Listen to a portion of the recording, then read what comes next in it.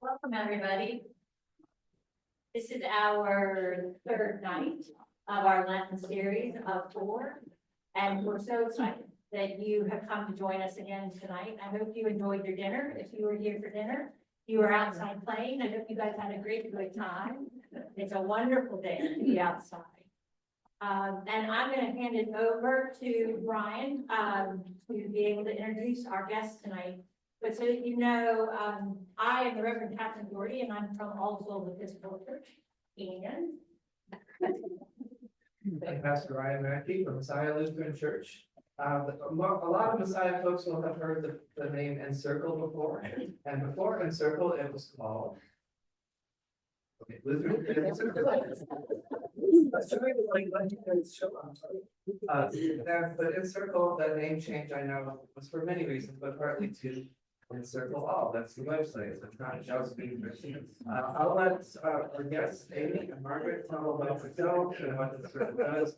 But Messiah has a long-standing history of working with the foster program, and that's not all they do. So, without further ado, please come on up. welcome. Thank you for being here.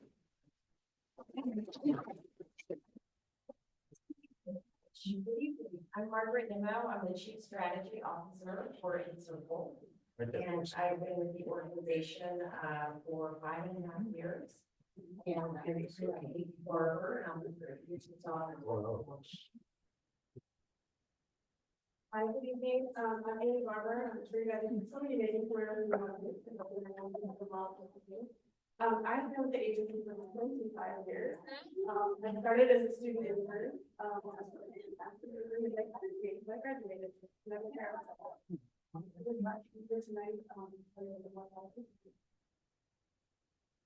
Thanks, Amy. So enCircle is our doing business as named, and as Pastor Ryan said, did a grant about 5 years ago because we wanted to know for sure, without ever having to have a conversation, that you did not have to be here.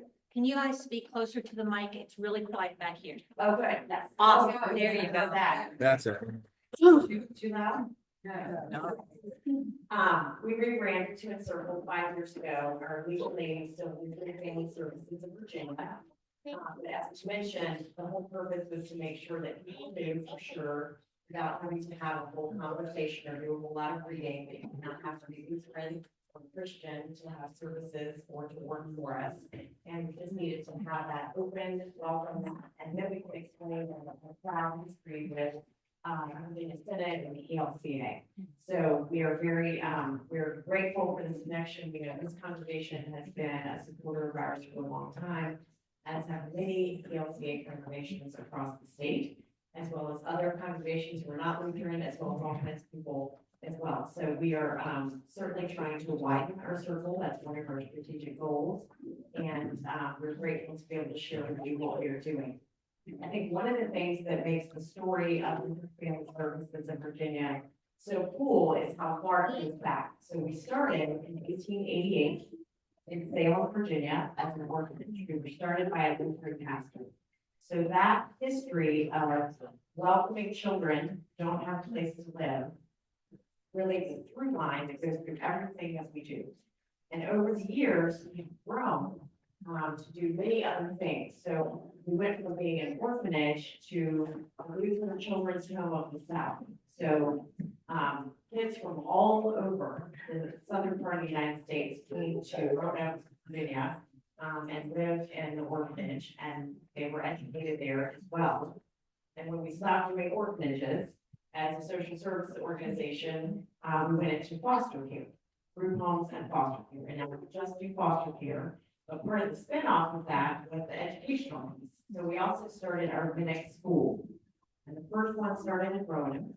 And we now have Minix schools, which educate children with special education needs who are having challenges being served in the public school. And we have schools in Roanoke, Lynchburg, Louisville, Wise, Bristol, Grundy, and Harrisonburg. I think I got them. The newest one is Lynchburg, and we have a match just in August. But we go where we're invited by the school system, because they have a number of children with challenges that they're not able to meet. Possibly because they don't have a critical mass of students with that need to be able to hire the right staff to serve them. So we worked with the parents and the families, we worked with local school divisions, and we serve those children as long as needed, with the goal of getting them back into the public school system or into whatever comes next for them if they graduate from the program. So that whole thing is going on in the other part of the state that we don't see here in Richmond. But we continue to do treatment foster care, which is, Ian's going to talk to you a little bit more about that. We do that in the Richmond and Tidewater areas. We also, starting in 2011, got into a whole new line of business because we saw the need for neighbors who have developmental disabilities and their families needed services. And so we have been providing services to adults with intellectual and developmental disabilities all over the state since 2011. We serve those folks in group homes, in their own homes, and also in what we call family care homes. So that's a little bit like adult foster care. So a family agrees to take in someone with high needs, who does not have another place to live, and they become part of the family, and that family is paid through Medicaid to take care of that individual. It could be one or two adults who have special needs who live in their home, and they take care of all their medical appointments, all their working with them on activities of daily living and being engaged in the community and all of that. So we have more than 200 homes all across Virginia, including right here in the Richmond area, where we serve those adults. We also, about 6 years ago, got into work of serving immigrant children. So this is really through our Lutheran connections. Some of you have probably heard of Lutheran Immigration and Refugee Services. They now go by the name Global Refuge, but they are one of the large national nonprofit refugee resettlement and immigration services organizations. So kind of like Catholic Charities or other organizations you're familiar with. So we got into contracts, so we're a sub-grantee of the federal government working through Global Refuge to serve children who come to the border by themselves to reunite with a family who's already in this country. So we have a variety of services that we've built up over the last years to serve those kids before, during, and after the reunion, which is really exciting, and we will tell you more about that. And then just the last service that we provide that you may not know about is mental health counseling. So we provide outpatient mental services for children, adults, and families. And we do that from our offices in Richmond and in Winchester, but also so that's a wide variety of things. And you may wonder what makes all of that come together. And I will tell you that it's our mission to make the world a more loving place. And so what we do as enCircle is try to widen our circle. If you look at our logo, it's actually 3 people doing this in a circle, arms outstretched, facing outward to bring more people into the circle. So we look to our neighbors, we look to see from other providers, from county governments, what is needed, what's a lack, and is there a way to fulfill it? And so that's how we've actually gotten into each of the service areas that we provide. So a quick update, and I'm going to turn it over to Amy to tell you some stories about our impact. But if you get our emails, or you've seen some application, you may know that we hit a hiccup this year with our services to immigrant children. And we sent out an email a couple of weeks ago letting you know that we had to pause 3 of our 4 services for immigrant children because the funding stopped with no explanation. We just didn't get reimbursed. So the way we provide services is we provide them on the front end, we reimburse the federal government, actually Global Refuge, to the federal government, and then we get paid. Well, we didn't get paid for a number of weeks in a row. And that is a problem when you're a nonprofit organization. So we had to pause to reevaluate. I'm happy to say we were able to put our staff in those programs on a paid furlough. So we're not going to leave anybody high and dry. We consider our mission to apply to our employees, our board, our community, as well as to people we actually serve in our programs. And this was week 2 of that furlough. And I'm happy to say, 2-week furlough. Happy to say that today we were able to restart things. So funding came through. We got paid for all the things that were in arrears. The schedule seems to be back on track. We're able to, we've been asked to start up our services. I think the nature of them and some of the policies around them are going to change, but they're still a need. And so we are really excited to be able to continue to meet the needs of our neighbors in that way. And Amy's going to explain to you why that's so important.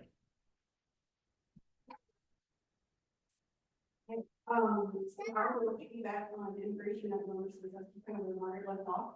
So with our immigration services, we have a couple of different options that we work with.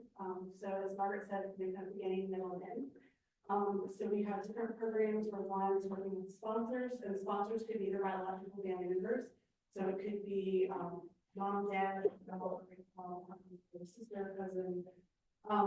So the children start out by moving to the border, it's also called unaccompanied minors or unaccompanied children. And so they're traveling to the border, and once it's out by border patrol, and so they're evaluated and determine where they're going. So depending on their situation, their age, depends on where they go. And so when they're little kids, they come to their age, so ages 5 to 12, they come to what we have is called transitional foster care, which is a foster care program where we have foster parents, just like our regular domestic foster care program. But it's very short term because our goal is to get their family member here in this country as soon as possible. And so our transitional foster care program, we have a center where kids come to school every day. They have their classes taught to them in Spanish. They also have an ESL component to their English as well. We have had some children come to us that don't speak Spanish. They may speak dialects, depending on where they're from. So the languages like Quiche, and then the combined language. And so trying to find interpreters as we want to involve. We have really good interpretation services. We have had some kids from Haiti. So we've been working with learning Haitian Creole and learning French as well. The one most amazing child we had, she spoke Haitian Creole, a little bit of French, a little bit of Spanish, and a little bit of English. And so she was amazing to work with. She was 9 years old and she picked up English. And she followed everybody around and tried to repeat everything we said all the time. So the kids come to our center every day for school because they're not here long enough to be enrolled in public school. So they come to us for school. We have clinicians on site to do therapy, mental health assessments as needed. We have a medical coordinator to make sure they get their medical needs met, they cover vaccinations, things like that, they might have gotten in their home country. And then we have case managers that work with their family member here in the United States to make sure they're ready to take the child in and want to reunite them. And then once they leave us, and I'll share a story in a second. Once they leave us from our program, there's another program that can pick up that we offer called home study post-release services. And so sometimes we go into the family before the child is released to make sure the home is safe. There's the home study part of it to make sure who else is living in the house. Sometimes these families, there's multiple families in the same house. Who's everybody, is there a bed for the kids, that kind of thing. And then when they're released from our program, post-release, they provide services after to make sure they need help getting enrolled in public school at that point, because now they're living with their family. Helping them receive any other type of educational course or medical resource, in terms of mental health resources needed. So for the home study post-release, we follow them for about 6 months, I believe, after release, depending on what the needs are for that child and family. Transitional foster care, they're with us anywhere from about 2 weeks to up to 3 months. Depending on what the case needs are. One of the other services we offer is we have to do background checks on those family members as well, and so that's what we offer. One of the other services we have to do called safe release, and so we do background checks on the sponsors as well. So it's great that you have a whole in-house kind of thing. We don't always have the same people in each program, but we did actually have one case, one child, who either she or part of her family went through all of the law programs. We see it beginning with that. One thing that we do is kids are really scared when they come to us, especially in transitional foster care. They don't know where they're going. Oftentimes they're told, you're gonna be with your mom and dad as soon as you got the plane. Because they're flying from border to our agency. And so they come, they're like, where's my mom? So my mom is gonna be here. And it's like, well, no, this is the next step to get you to your mom. So they don't understand. So we have a team, they all come in the middle of the night, 12 o'clock, 2 a.m. They're upset, they don't know what's happening, we're trying to explain to them, the other family's house, this foster parent who you don't know, who you're in bed next to them. Some of these kids have never had their own bed, they have shared beds in their home country, siblings or grandparents or parents. So they're not used to sleeping alone. We've had a lot of kids that get very scared with that. So one of the needs we have is stuffed animals, and so if we have them, we go to the child. We've had them buy something really large, it's big giraffe, it's like this big.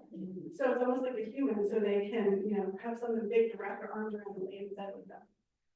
One very cool thing we did this one little girl, and one of our teachers gave this idea, is the girl's crying every night, just screaming and crying, not go to sleep, not console. We would call her mom on the phone, her mom would talk to her.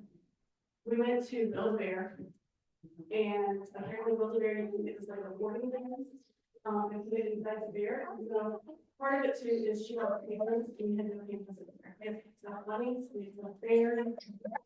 Also, where can we find a panda? There's also the movie she liked, some panda movies, well, we could come find for her. So we're gonna find this movie so that she can watch the movie every night. We finally found this panda at Build-A-Bear. And we got mom to say a message, we worked out through the phone and recorded on the recording device. Mom saying like nice and good things, and I love you, and you okay right here, and all this stuff. And so every night she could squeeze the panda bear, watch her go to sleep, and she could hear her mom's voice over and help her fall asleep. And that little girl was really heartbreaking because she literally stood by the door of our office and just kept crying and crying, saying, "Where's my mom? I'm not going anywhere. I'm not sleeping the door when my mom comes." And so that was a really rough night. And we're getting very tired and working really hard. I think everybody from very much trying to make her safe. And then successfully, she did go home and go meet her mom. That was back in January. She's the most recent one, so she can right there. It's fun to watch the kids. I know very limited Spanish, and so then after we went to talk with them, it's very fun. So I have working we also have in the neighborhood office, we have long-term foster care, which is the teenagers. And those are kids that have come here to the United States and it did not work out for them to go to family. So they're usually in the shelters, or they come to long-term foster care until they age out and turn 18. And most of them are trying to seek asylum here in the United States. They're trying to get some sort of legal status. And so we work with them on a plan, what's going to happen when they turn 18. And successfully this week, we had a few kids left in the room, and one did leave on Monday, and she's now in a club you are in, and it's in another state, but it's kind of like a group home for independent living. So it's all like, they're all like 16 to like 1 and they're looking at business skills, job skills, and things like that. She was super excited to go, and we all wish her well. She's been here for about 9 months for one program, and so she's the one I talked with most of my office and really glad into it. So it's just amazing to watch these kids go through. It's just the whole transformation when they come to us, they're scared and lost and lonely, and then just how they are when they leave. They make connections with our staff, they make connections with the other kids in the program, they make connections with their foster parents. And so it's really bittersweet when they leave. That's what we do their family. And of course, they talk about a lot of this. You guys are most familiar probably with our treatment foster care program, which is our domestic foster care. That's the program that you guys have supported for many, many years. Through school supplies, Christmas gifts. I think we're doing Christmas and Christmas parties here every year as well. And treatment foster care. So those are kids who are in the custody of social services. And social services refers them to us as foster families. Kids that we have in the foster families within their own locality, or The child might need more intensive, supervision. Our families are called treatment foster parents, and they have more training than regular foster parents in social services. And we provide our support, so we're out there weekly, bi-weekly, where social services needs them maybe once a month, once a quarter. So we are out there on a regular basis and supporting them. One of my favorite stories for treatment foster care is we have a teenage girl, and a lot of families are afraid to take teenagers. The teenagers are amazing, and they can do a lot. We had this girl, I think she was 17 when we got her. And she didn't think she could graduate school. She was ready to drop out. She had not learned how to drive, but it was something like typical teenager stuff, right? So first school dance, learning how to drive, graduated high school, going to community college now. She's still with her foster family. She just turned 19 in January. So 19 years old, she's still in foster care. She's 21, that's all she's doing. And loving it, and she helps take care of the younger kids in her home. That particular foster mom has tons of children in her home. It's fine. And just a nurse, so she helps take care of them. We had some new kids coming in the emergency basis in the middle of the night, and she was right there. She's like, I'll help them wash their hair, I'll do this, I'll show them around, I'll do all this stuff. So she is just thrived in that home and has grown up so much with having all these first experiences that she never had before. But it was able to be successful in, during graduation, going to college, which a lot of kids in foster care do not get that opportunity. And some of them do not graduate.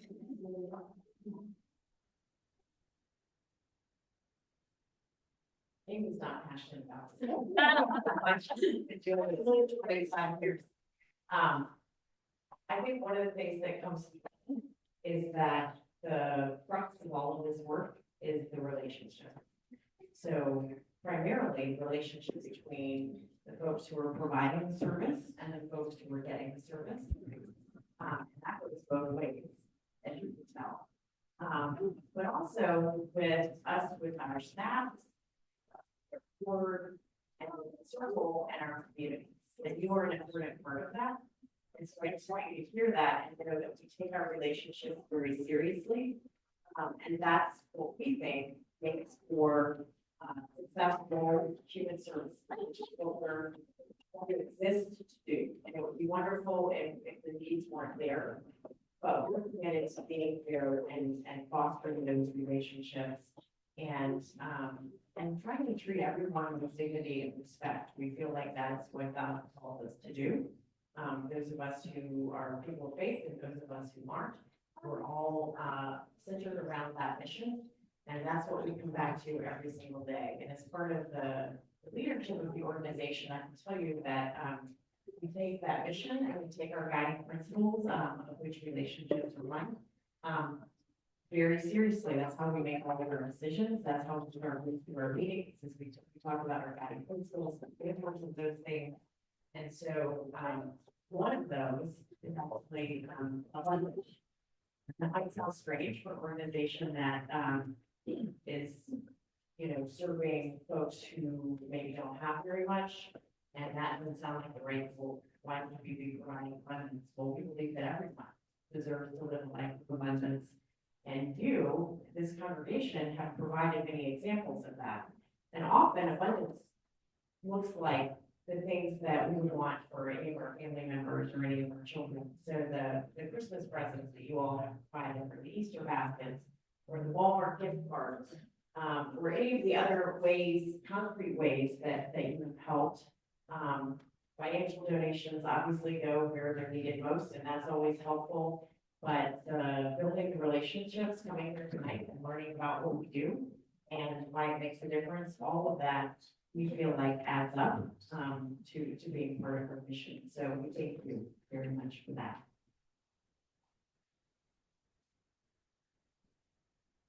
Thank you so much. Let's go over there. We're going to open it up for questions and answers, but one thing I wanted to start the ball rolling was kind of one of the things other speakers have shared is, we've asked them to share about is what are some misconceptions that people have about the work you do? And tonight you've spoken mostly about foster care, but what are some misconceptions that maybe folks might have about what foster care is and the work that you do, so that we understand? I'll take part of it and then I'll pass on to Margaret. I will say this foster care in general. Oftentimes it's misrepresented out in the media. Along with some other populations we serve. A lot of times people think foster children are bad children, and they're not. They've just gone through a lot of trauma. Children come into foster care for various reasons. It could be abuse and neglect. It could be due to their family members not being able to take care of them. It could be poverty, it could be mental health issues. And so foster children are just normal children that just need some extra love and attention and guidance because they need to get the perfect home environment that was very chaotic and dysfunctional. They're good kids. They just need to be taught, how do we support their night? Some of them don't know how to do that. Or don't know about brushing their teeth, things like that. So another misconception I'll just say in the current environment that we're in is that some or all of our work is in some way political or partisan. And so I would just say that it's not. That the work that we do, the mission doesn't change regardless of who's in office or what policies come down. It does change the way we do our work. And there's certainly things that are better or worse for the people we're trying to support. But the work itself is because we saw a need. We were asked, and specifically around their immigration services, for example, we were asked to do this work because they needed more folks to care for. We were part of the Lutheran Social Services Network. And so there was a lot of built-in expertise and consultation. We work with our sister organizations all the time on other program areas as well. So that was sort of a natural fit. But whatever the issue is, we're focused on the people. And I think that's the really important part is that it can be overwhelming to read or hear the news, and it's hard to, it sounds very abstract. And until you know something about it or get into the work or who people affected yourself, it's hard to see it as anything other than that. There's too much coming at us, right? And it's just, you gotta tune some of it out or just sort of make some assumptions. We can't be experts on everything. But one of the things that I've learned in this kind of work is that there are human beings, one at a time, behind all of these policies. And so I feel very privileged that we work in an organization where we get to meet some of those people and hear their stories. And then you understand a little bit better what the impact is. And that work carries on regardless of who does what anywhere else. So that would be one misconception I was. Does anybody remember Phil Donahue? I'm gonna do that. If you have a question, I'll run the mic to you, so I can do that. Any questions? Yes. When I give my donations here, there's like about 4 or 5 areas. I never know which area do you need the most support from, or, where should my money go? That's a great question. Oh, Can you hear? yeah.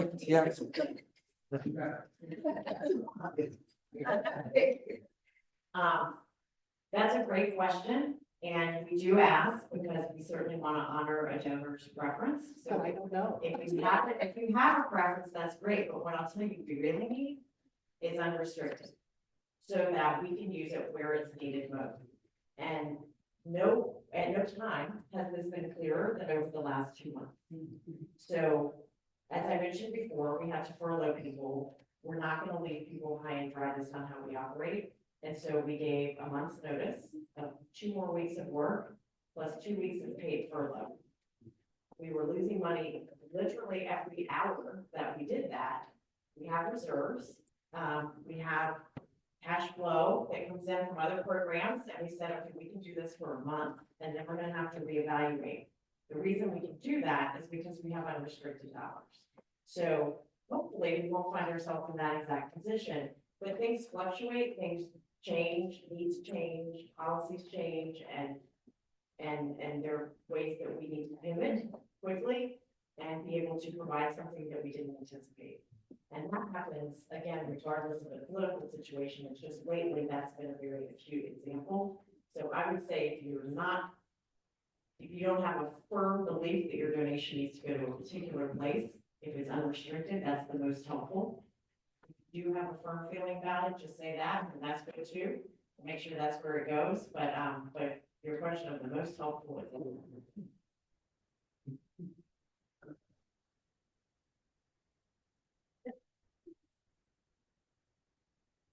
Whenever you say that, you know, people come across the border, I mean, literally, how do they get here? Like, how do you know to bring them to Virginia? Are there families here? Yeah, that's a good question.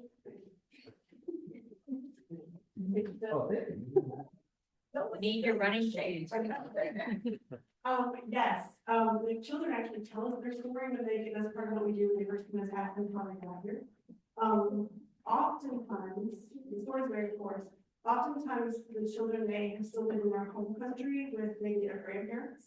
And so their grandparents maybe get them to the border and then they leave them at border control and they're like, okay, here's the child, their parent is in Virginia, their parent is in New York, their parent is in Tennessee. And so then the grandparents, of course, go back home. They could fly, they could travel, walk. Sometimes they hire, coyotes to transport them. So part of what we're doing too is assessing human trafficking. A lot of assessments and things that we have to do to make sure they're not being trafficked. That's where we have a lot that with us for a couple weeks and a couple of months. So this is come to investigate and talk to sponsors and why are they here and they're not allowed to work and kind of what are you doing? So they'll just talk about, oh, we get a job and somebody back home. We're like, no, it's different here in the US than your home country. I've been working at 10 years old and what I'm always going here. So they come to the border and usually they'll the one little girl had a birth certificate and on the back of the birth certificate had her uncle's name and phone number on it. And she was born in Virginia. And so that's how we usually they call and that's when they said, oh, enCircle has an opening here in Virginia for all people in Virginia.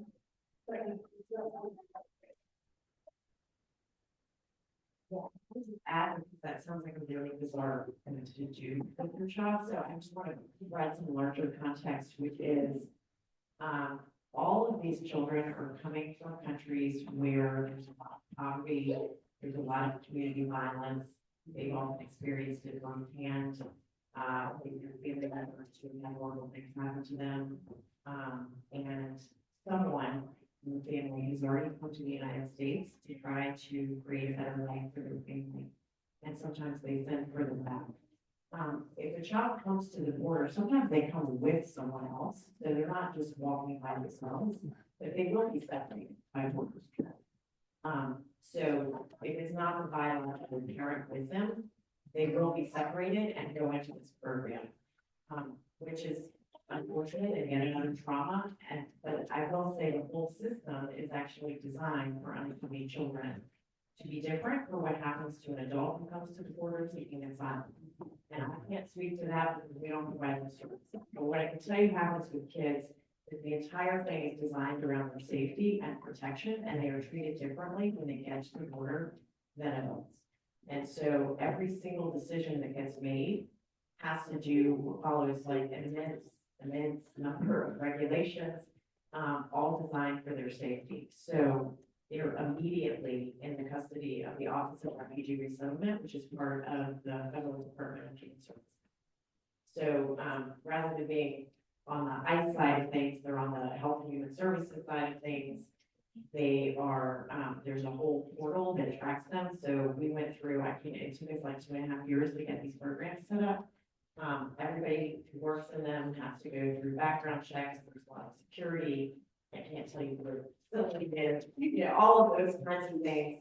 But they are trying to make sure that the foster families are vetted, to make sure that every experience that child has between the time they hit the border and the time they get to their relative ensures their safety. And as Amy said, that they're not trafficked, but also just their safety with wherever they are. And so the entire system is sort of designed around that. So often it sounds like it's a double-edged sword because it sounds like some of the things are kind of harsh, like, oh, you're getting there and you thought you were going to see your mom, but you're not. But we gotta check that out. If we haven't had a chance to check that out, we want to make sure that kids ages 5 to 12 are not sitting in shelters at the border and that they're in a loving foster home, even though that's yet another adjustment. So So the whole thing, I realize sounds really bizarre, but I think we have to act on concern. This is like, that wouldn't happen if you weren't trying to play a your situation and this was your best option.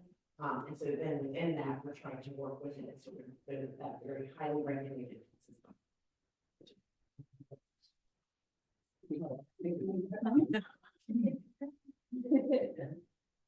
I wonder how many children have come through in the last year.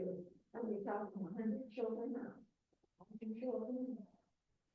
For us, about 50. About 50 in our foster care program. We've had about 400 to 500. About 50 in our transitional foster care program. We've been reunited with their families. We just got long-term foster care up and going 6 months ago, so we've had 3 children so far there, 2 are still with us. And our post-release services, we serve about 450 families a year. I will also say that y'all, first time I met Margaret, y'all looked at this building to see if this could work, and it did not. It's the configuration and where the bathroom and where the office, it just didn't fit all those regulations. Yes. I want to be respectful of your time about what you told me, how long you'll be here, and all of you too. Is there any other questions? Do you have things to share with people in case they want to keep this going? We have annual reports if you want to see everything that we do and how many folks we serve and all of that, report stories. And then we also have some brochures about all of our foster care programs. We are actively recruiting foster parents for all of our programs. And so we would love to talk to you about that. Our treatment of foster care, which is domestic kids in the social services system, is growing. We are actively recruiting because there is still quite a need. So that's what we have to leave with you. And thank you. Thank you so much.